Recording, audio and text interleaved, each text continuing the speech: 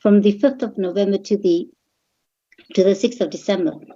Furthermore, the committee, out of this process, we received a total of 325 submissions from both organizations and individuals, either in favor or against the amendment, as set out in detail in a document, a summary document that we have provided to all members.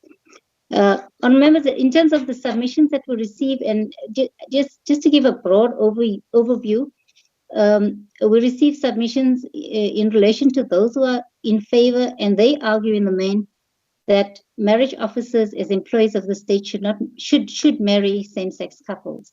Whereas those that are not in favor, they argue in the main that marriage officers should also be able to exercise their religious beliefs. And as I said, that the summary of written submissions has been distributed to all members. And I think I would now request that our content advisor, Anthea, just to give an opportunity to take members through some of the salient points that are made in these submissions, and following that on members, we can agree whether we can move forward to let the legal advisor respond to the submissions that we received. Anthea? Thank you, Chair. Can you see me? Am I audible? You're audible and visible. Okay. Okay. Good afternoon, Honourable Chairperson and members. As indicated by the Chairperson, I'll just be doing a brief overview of the salient points contained in the written submissions made to the committee. In respect of those opposed to the repeal of Section 6 of the Civil Union Act, they argue that Section 15 of the Constitution, which includes the rights to freedom of conscience, religion, thought, belief, and opinion, and Section 9(3), the right to not be unfairly discriminated against because of one's belief, are directly affected by the bill's removal of Section 6. They also argue that the repeal will also affect the human dignity of all persons in terms of Section 10 of the Constitution, including persons who have a conscientious objection to solemnizing a same-sex marriage. They argue further that the state may not unfairly discriminate directly or indirectly against those state employees on the basis of their conscience, religion, belief, or culture. They also make recommendations. One organization recommended that the bill be rejected and sent back to the NA so that the constitutionality of the bill may be debated, and or in the alternative, that clauses 1 and 2 of the bill be amended to read as follows. They suggest an insertion of Section 6, capital A in the Civil Union Act 2006, and they recommend that the wording be that the minister must pass regulations to ensure that practical solutions that do not infringe on fundamental constitutional rights are implemented in every Department of Home Affairs office to ensure that same-sex couples are able to have their civil union solemnized. Further, in terms of the transitional provision, they recommend until the passing of such regulations, the minister must ensure that there is a marriage officer other than a marriage officer referred to in Section 5 of the Principal Act available to solemnize a civil union at every Department of Home Affairs office. Other alternative solutions, which are mainly administrative in nature, were proposed and includes roving marriage officers, assignment of employees to specific offices, and hiring to redress any imbalance in staffing needs. Now, on the other side of the coin, those in favor of the repeal of Section 6 argue that Section 6 is problematic as it allows a marriage officer to impose a moral judgment towards a homosexual couple and to object to solemnizing a civil union. They argue that Section 7(2) of the Constitution provides that the state must respect, protect, promote, and fulfill the rights contained in the Bill of Rights, and that Section 6 infringes on Section 7, 9, 10, and 12 of the Constitution. They argue that this infringement cannot be justified in terms of the limitation of rights under Section 36 of the Constitution. They also propose recommendations. They argue that continuing to allow officers to refuse to solemnize same-sex marriages for the 24-month period after the adoption of the bill is an unjustifiable limitation of the constitutional precepts contained in Section 9, Section 10 and 12 of the Constitution. They argue that the bill needs to specifically mention that this step envisaged by the bill is to ensure that same-sex couples are able to solemnize the unions. As this is a transitional provision, they believe that it is necessary to have a timeline by which the Department of Home Affairs will take steps to ensure that each of the officers has a marriage officer who is able to solemnize a same-sex union. They therefore propose the rewording of Clause 2.2 to accommodate such a proposal. And they basically indicate that this has to be, the time frame has to be determined between the Department of Home Affairs. That concludes my presentation. Thank you, Honourable Chairperson and members. Thank you, Anthea. On members, as I said, that she would only raise some of the salient highlights, but to say that the document has been submitted to members for you to peruse, and all comments as received from all stakeholders are contained in the document. Honourable members, just in terms of the written submissions that we received, if honourable members are happy with the process of public engagement, please give an indication so that we can then move on to the next process of getting responses to comments, to written comments from the Parliamentary Legal Advisor. Honourable members?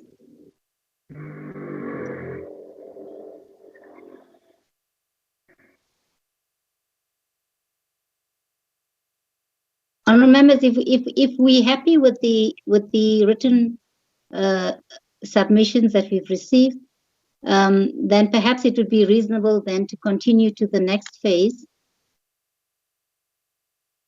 of getting the legal advisor to respond. Honourable members, are you there? Honourable Chair. Yes, can I speak? Yes, please, Honourable Nita, and then Honourable Jadovu. It's Toia. Oh, yeah. Oh, sorry, man. I meant to say Honourable Jadovu has joined us, and welcome to him. Honourable Goia, Nita, can we start with you first, ma'am? Thank you very much, Chair. Good afternoon. Chair, I just want to pick up on your opening remarks. You have mentioned the process that we have followed in terms of the bill itself, but what I want to check from you, Chair, did we have public hearings? I didn't hear you talking about that. I only hear about the advert that we have put on media, all newspapers, and the time frame.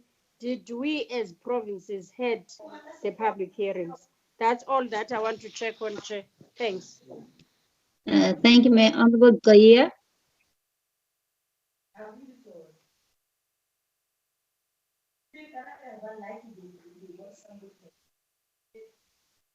Honourable Goia, you're muted.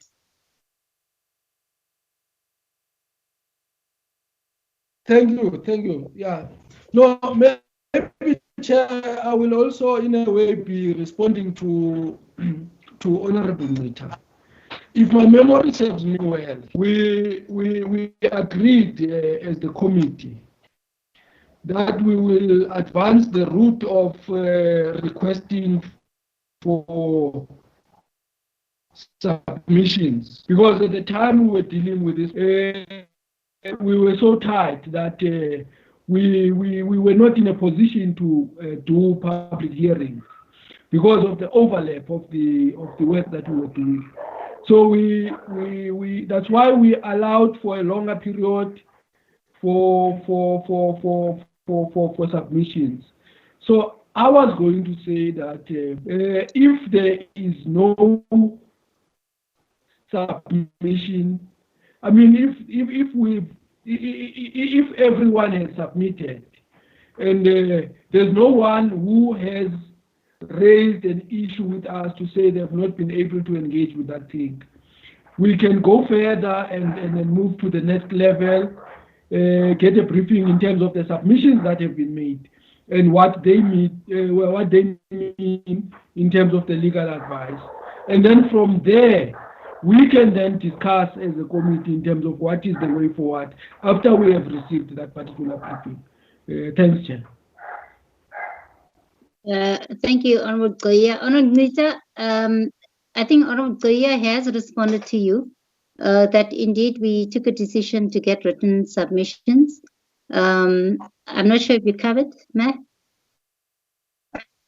I am covered. Thank you very much. But I just want to put a caution on that. I'm not disputing the fact that we had limitation in terms of time, that we must recall in the 5th Parliament, one of our bills was returned on the basis of failing to do a proper consultation.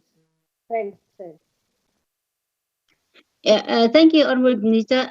I think you'll recall that when we dealt with the cybercrimes bill, we actually did public hearings, largely because a lot of the submissions we received were very technical, and we needed more clarity on a number of issues.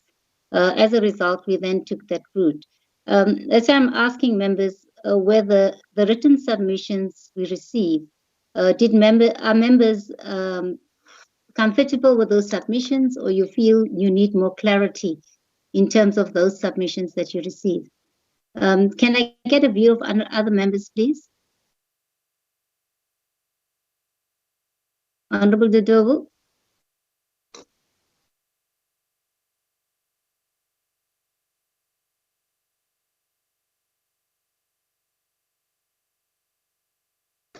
Honorable members?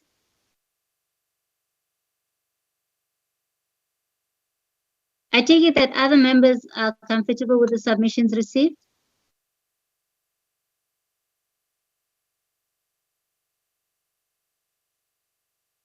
Members, it's very difficult on this platform. I'm probably going to call you by your name then. Honorable Mfayela? Yes, ma'am. No, I think I'm fine with the submissions, ma'am. We can carry forward. Thank you. Honorable Sileku? The Chair, can you hear me? Yes, Honorable Sileku, but I don't see you. You want to see me? Yes. Can you see me now, Chair? No, I can't. I cannot, but yes, now I can. Can you see me now? Yes. Yeah, Chair, I would latch on to what Honorable Ngeta has said in terms of the process that we have followed in terms of the cyber bill amendments. And I know in terms of this process also that you said we are going to have written submissions, but I just want to know what injustice is it going to do, maybe if there is an opportunity for some organization that is actually required to do oral representation in terms of their submission, if that door can be open to them, and what would be the legal, restrictions in terms of time for this bill. But if there is such an avenue for those organizations that is actually asked to do oral submissions to the committee on this virtual platform, and I would actually, entertain that. That's all, Chair. Okay, Honorable Mikalakis. Thank you, Chair. Chairperson, I am fairly satisfied with the written submissions, unless there is a serious request on the grounds that they haven't been afforded a proper opportunity to state their case for organization to do so orally on this platform. But if there is no such a request and there's no grounds, then I'm satisfied with the written submission. So if we can get an indication if such a request has been made, that would hopefully help us to go forward. And then we need to afford them the opportunity. Thanks. Honorable Dodovu.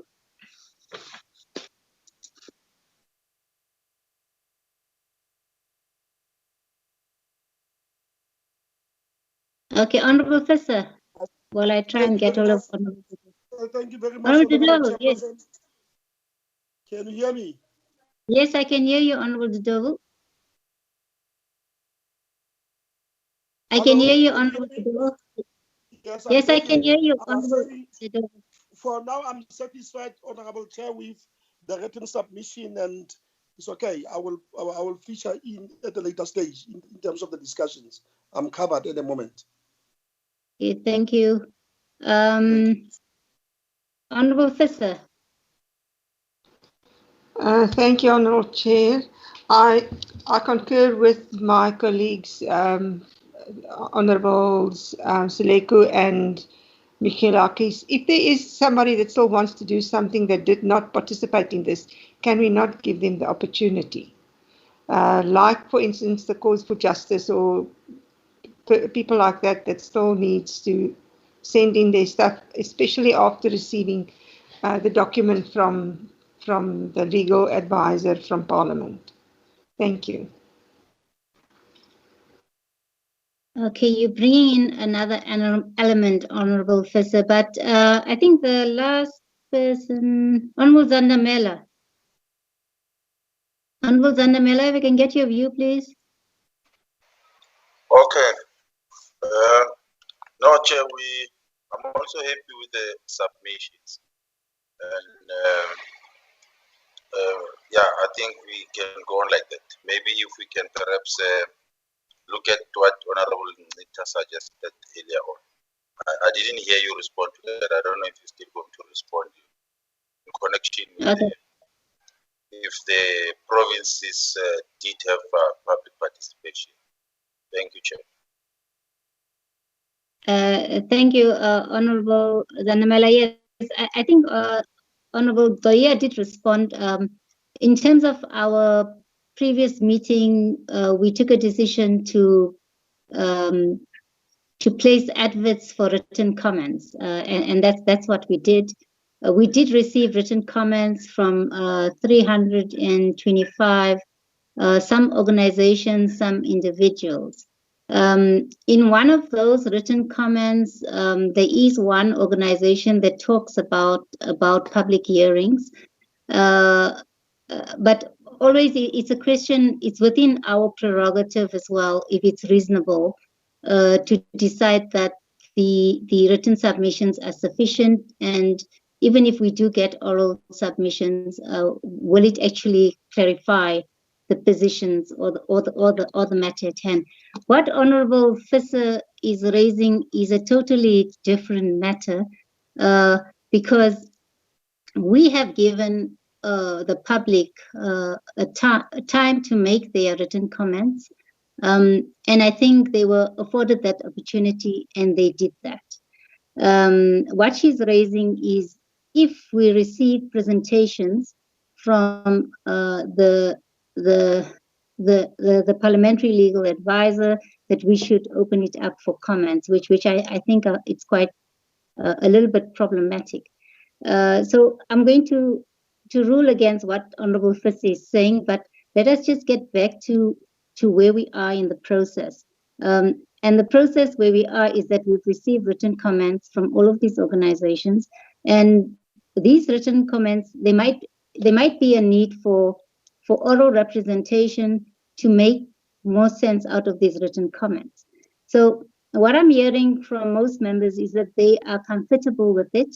There are some members indicating that they are okay with it, but if there are organizations that request to make oral submissions, then we must perhaps consider it.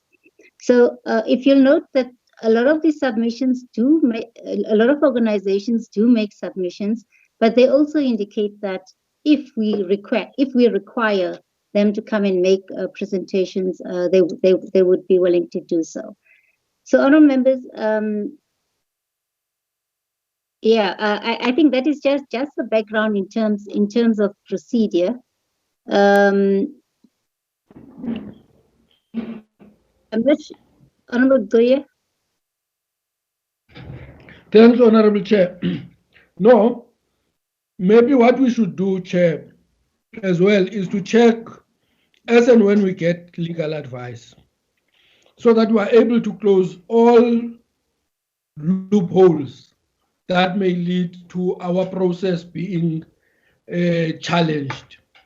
Maybe as and when we receive legal advice, we must also be advised on this element that is raised by Honorable Ncita, which is an important element, that at some point a bill was returned from the President's table on the basis of insufficient consultation because there were no public hearings. We must just check that. If we're able to close that particular gap, then everything can go as we wish. Thanks, Chair. I just wanted maybe as and when we get the legal advice, let's also be advised with regards to that. Okay. I think I see Honorable Mikalakis. Honorable Mikalakis? Yes, thank you, Chair. No, I absolutely agree with what Honourable Goya just said. We have a duty as the NCOP to make sure that we fulfill our role in allowing public participation to be as extensive and as constitutional as possible. Obviously, if the opportunity has been missed, then it's something that we as Parliament can't control, and we can't give extension ad infinitum, but at least we need to make sure that the constitutional process is followed correctly. Thank you, Chair. Okay, thank you. Then, honourable members, if then you would allow my office to seek that legal advice, but also based on the advice, and then perhaps we'll discuss it in the next meeting. But that being said, then, honourable members, I propose that we then dispense of this item. I know there was a suggestion that we should get the presentation by the Parliamentary Legal Advisor, which I'm proposing that perhaps we should shelve it after we get legal advice on whether we need to go also the route of public hearings. Okay, honourable members, are you in agreement? Agreed. Thank you, Chair. Happy, Chair. Agree. Yeah. Thank you, Chair. Agreed. Agreed, ma'am. Okay, thank you. All of us thank agree. Yeah, at least we're together. No, thank you, honourable members. I think then we will go that route. And in actual fact, I think the next item on our agenda, it's in relation to the minutes. I'm just going to find, just bear with me 1 second. I just need to get access to that document.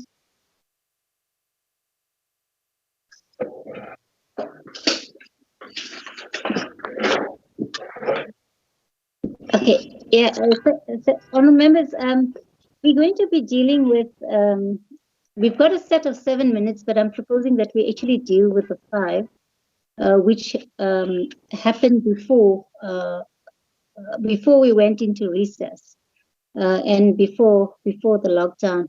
Our members would have also received copies of these minutes. I'm just going to go through the dates of the meeting and what was discussed in that meeting, and then call for any additions or corrections. And I'm sure members would have received the minutes, and they would have gone through those minutes. Our members, the minutes dated the 3rd of December 2019. During that meeting, we actually also visited the office of the hydrographer. And in that meeting as well, we considered and adopted the hydrographics bill. We also considered and adopted the committee report on the Limpopo oversight visit. And we considered and adopted the other outstanding committee members in that meeting. And I think in that meeting, all members were present, except Honourable Ncita and Honourable Mthethwa. So, honourable members, I'm going to try and manage this on this platform. So if you can please assist me. Are there any additions or corrections to those minutes?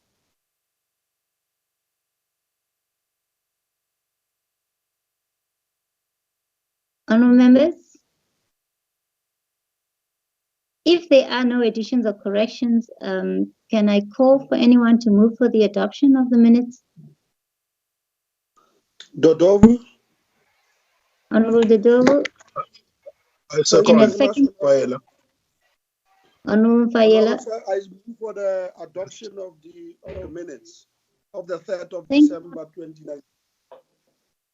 Thank you, Honourable Dodovo. I got that, and Honourable Faela seconded those minutes. I second the adoption of the. Thank you, Honourable Faela. Honourable members, the minutes of the 5th of February 2020. This is when we received a briefing by the Department of Justice. This is in relation to the Cybercrimes Bill. And in that meeting, we received a briefing by the Department of Justice and SAPS and the NPA in terms of their responses to public submissions. And in this meeting, all members were present.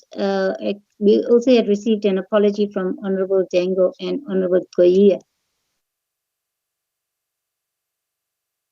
I think it's a 4-page minutes as well, honorable members. Are there any additions or corrections to these minutes? And if not, is there anyone who would want to move for the adoption of the minutes? I move for the adoption, Chair.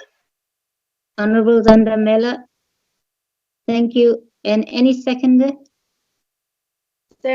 Seconded by Nita, Chair. Honorable Nita, thank you.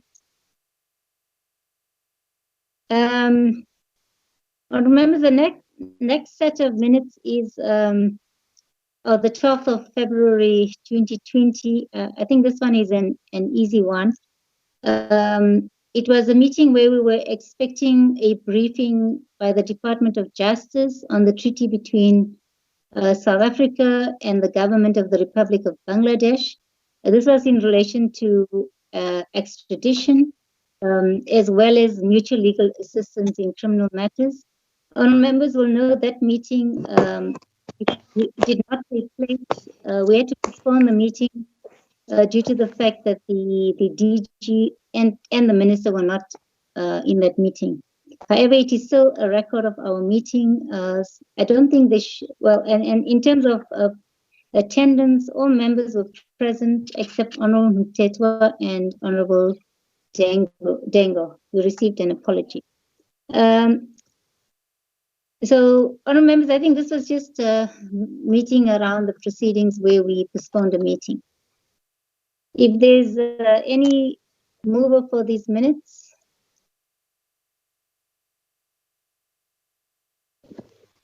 Nita moves, Chair. It's of the 12th of December. Is Dodovu here again? I move for the adoption of the minutes. Thank you, Honorable Nita and Honorable Dodovu. We have minutes stated. We have minutes dated the 11th of March. I think in this meeting, we received a briefing by the Ministry of Justice and Correctional Services. Honorable Dodovu, your mic is on. Oh, so sorry. Thank you. As I was saying, on the meeting of the 11th of March 2020, we received a briefing by the Ministry of Justice and Correctional Services on the draft notice determining the rate with effect of the 1st of April 2019, at which salaries, allowance, and benefits are payable to the Constitutional Court judges and judges annually. And we also received, as well as salaries, allowances, and benefits which are payable to magistrates annually for approval by Parliament. And we received these briefings and we dealt with the adoption of the report on judges and magistrate salary determination. We further received another briefing from the department in terms of the treaty with Bangladesh, as I mentioned in the previous meeting, which failed. We received those a briefing on the two treaties. All members were present in this meeting except, I think, Honorable Dengo. Is there any addition or correction to these minutes?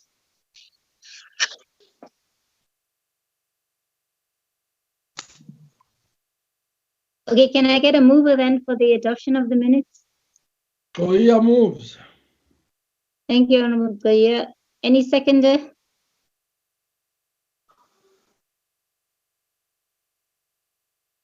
Any second? No, it will be Chair.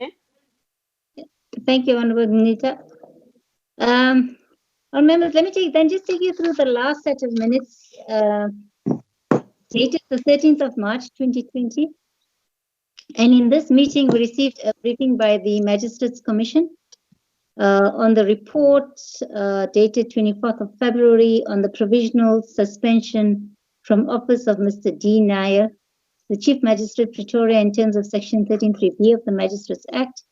We received a briefing also on the suspension or removal from office of Ms. I. Myberg.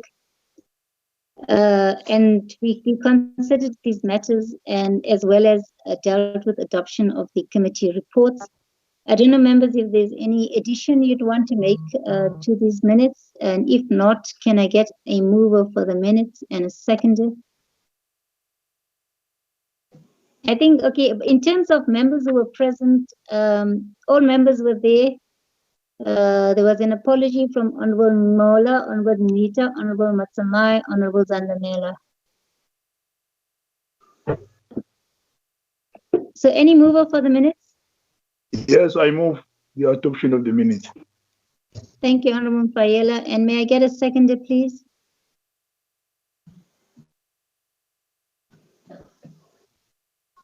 Honorable Dodo. Hello. I move for the. Can you hear me, Honorable Chair? Yes, I can, Honorable Dodo. Yes, I move for the adoption. Okay, thank you, Honorable Dodo. You second, Honorable Faela.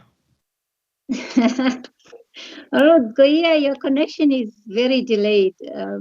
Honorable Dodo has already seconded the minutes. No, I was just saying Honorable Dodovu seconds Honorable Mfaela. He's not moving. No, yes, he seconds. So did he say he moves? No, but it's fine. Honorable, so thank you for that. I thought I'll attempt it on this platform.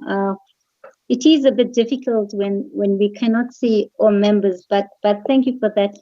All members, we've actually come to the end of the meeting.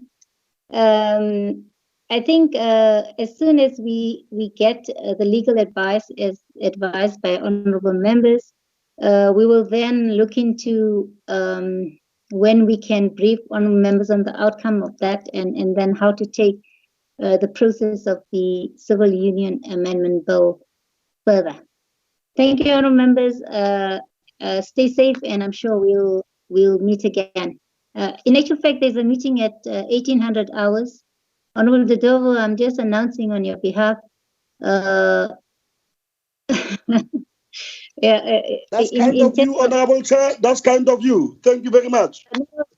It's just that this meeting was supposed to run into that one. So, honorable members, don't forget the 1800 hours meeting with COCTA. Honorable members, thank you for attending this meeting. Thank you for your participation, and indeed, we'll continue the discussion on the Civil Union Amendment Bill. Thank you, honorable members, and declaring this meeting closed. Closed. Thanks, Chair. Thank you, Honorable Minister. Chairperson. Thank you. Yes, Sileku and Zandamela. Yeah. Bye-bye. How are you? How are you, my friends that are not so good? No, we are blessed. How are you? Yeah, I'm good. Yeah, man, how are you there in Wuhan, young? Babu Silegu. Yeah. Can you take Yes, Can you how Babu are Silegu. you there? One Sileku. Hayi andifuna uthetha. Uchamela uthetha izinto endambambisa mna. Kaloku remember it's a parliamentary meeting lena sulibala. Hayi ivaliwe le meeting. Idityaniswe ndim kaloku through a parliamentary platform. Sulibala. Yes. Ngawuvela ndibone mansileku. Ndim lo Chamela. Oh, hayi ndiyakubona mntakwethu kuhle. Yabona usithwe lixhego phaa likufuthile. Mbonini ayikho enye indlela man. Xa kunzima ndijonga phaa fondini. Usafe xa ujonge lixhego. Ujongaphi yena? Bye bye. Sure.